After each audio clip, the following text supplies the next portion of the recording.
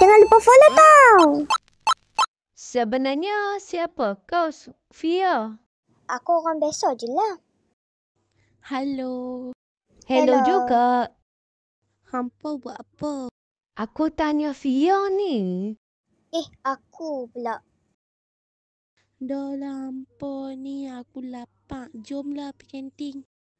Jom. Weh Fia, aku kenyang gila ni. Jom pi kelas. Okeylah, jom.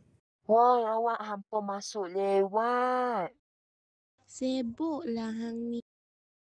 Pasal lah ni diri aku bukan diri hang.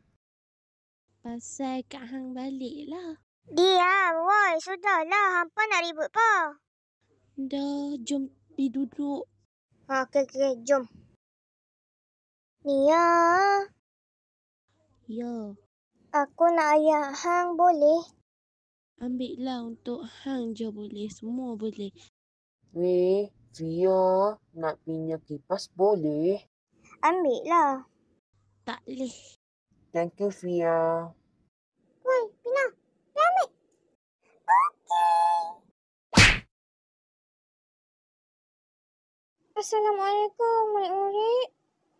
Woi, hampa duk gaduh kenapa? Okey, Fia dan Nia pergi bilik guru.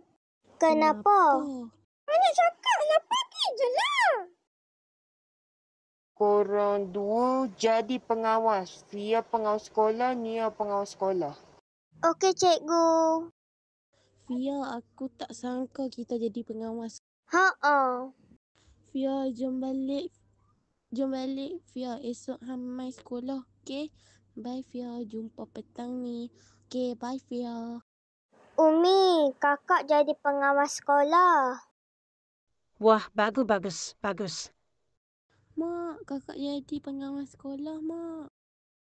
Okey kakak.